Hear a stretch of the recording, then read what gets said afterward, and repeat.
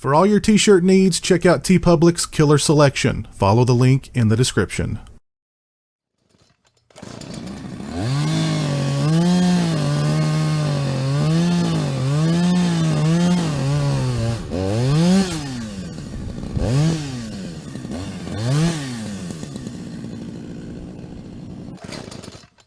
Hey, what's up, people? Pizzal here, and today I want to talk to you guys about 1981's Final Exam.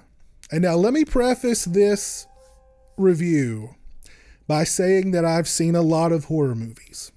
I've seen a lot of slasher movies, particularly early 80s slasher movies, that have spanned the gamut from good to bad to god-awful.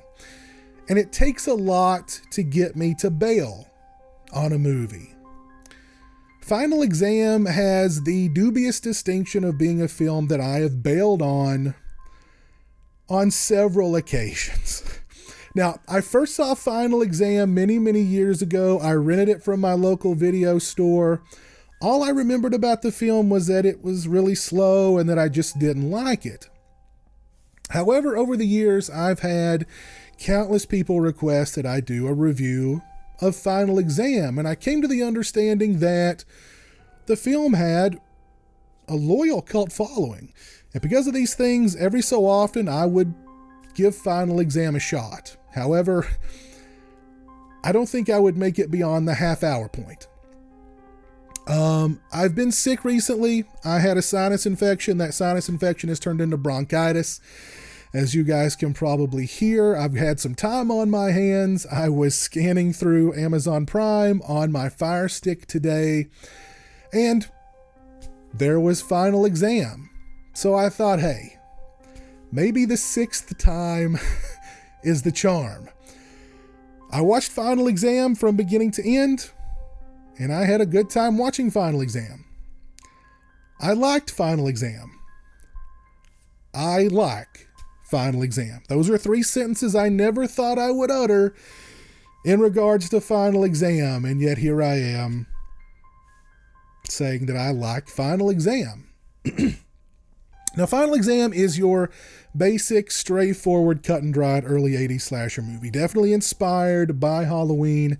It takes place on a college campus. The movie begins with our killer stumbling across two lovebirds out parked, and he decides to thwart their romantic evening. From there, about the next hour of the film, not a lot happens. It's a lot of character development, it's some fraternity pranks, and we get some shots of the killer stalking around the campus. And it isn't really until the last act of the movie that the bodies start dropping. Now, in the past, my big complaint with the movie is that hour-long period of character development. It seemed very slow to me in the past.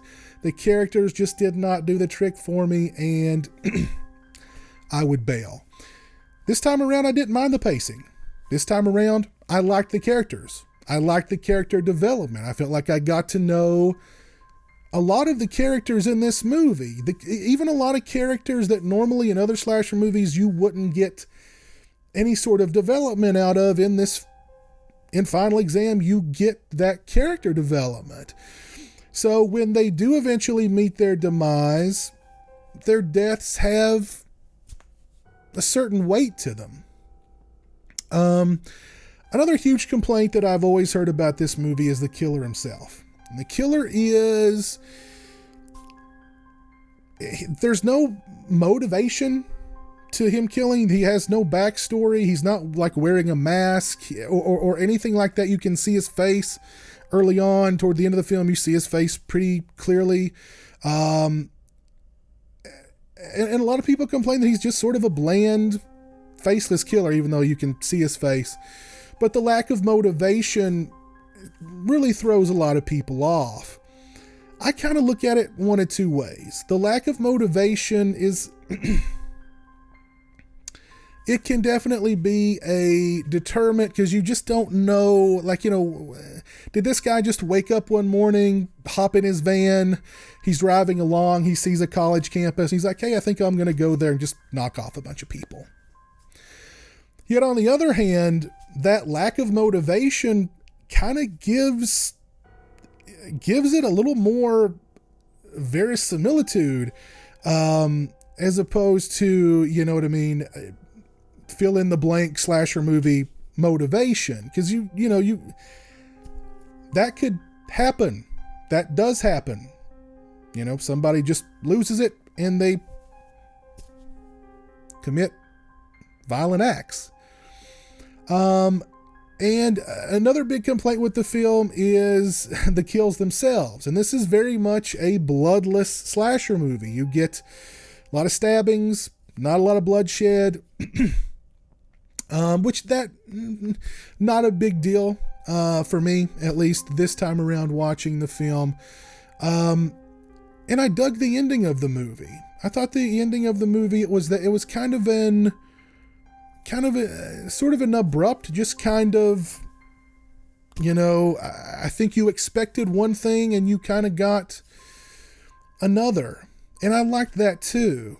And one thing about the killer's motivation or lack thereof is I think it leaves a lot to the viewer's imagination, because they mention in the film at one point that there was a student who recently committed suicide because she didn't get into the sorority of her choice.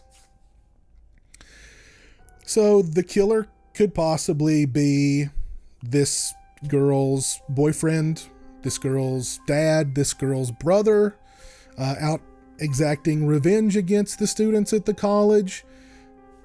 You don't know. The movie just kind of leaves that to your imagination. And I dug that. I thought that was actually pretty cool, to be honest. Why would they bring up the story of the girl committing suicide and then this guy's showed up, started killing people? I think definitely they wanted you to connect those dots. But overall, I had a really good time watching Final Exam.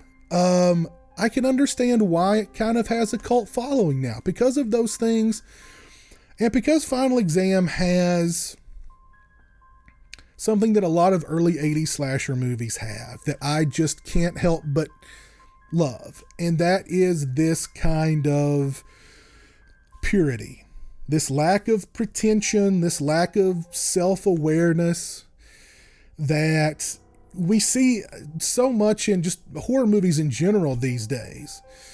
In those early 80s slasher movies, there was no pretension. There was no self-awareness. They were what they were. They were exploitation slasher movies.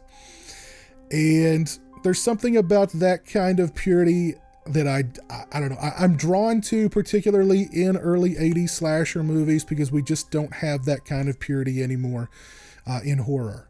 And that is definitely on display in Final Exam. So that's something that also kind of drew me into the film, and I think that's part of the film's allure to a lot of people as well. But I get it. I get why this movie has a cult following, and I'm shocked that, like I said, it's taken multiple opportunities for me to warm up to Final Exam, but I have warmed up to Final Exam. I like Final Exam. Now, I definitely wouldn't rank it, near the top of my list of 80 slashers, but I have developed a newfound appreciation for the film, which is something that I never thought that I would do. And this is definitely a very divisive slasher movie. Some people either love it or they hate it. If you love Final Exam, please let me know why you love it in the comment section below. If you hate Final Exam, please let me know why you hate it down in the comments section below. If you like this video, please leave it a thumbs up. If you're not following me on social media, those links are in the description. They're also right around here. Excuse me. I'm currently running 2 different giveaways. I'm giving away 3 hockey masks on screen accurate, high quality blanks. If you've not entered that giveaway, follow the link in the description and enter that today. I'm also giving away 2 bottles of genuine lake water from Crystal Lake, aka Camp Nobiscobi, up in New Jersey. So if you've not entered that giveaway, follow the link in the description and enter that giveaway today. As always, thanks so much for watching. I really appreciate it. You guys take care, and until next time, peace. Join the $1 a month club and help support my channel on Patreon. Thank you to my current patrons: Kevin Smythe, Orc145626, B-Movie Mike, Stephen Flanagan, Lori Holt, Mitch Odell, Craig Farrand, Robert Sobel, Farron Sutton, Jeremiah Lambert, Turi Delamore, Joseph Charlesworth, Grindhouse Grotto, Derek Jana, PB Sam 6, Demon Waffles, and Tim Williams.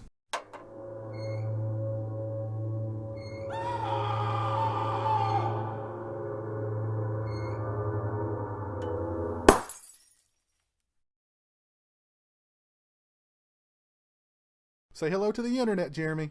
Hello to the internet.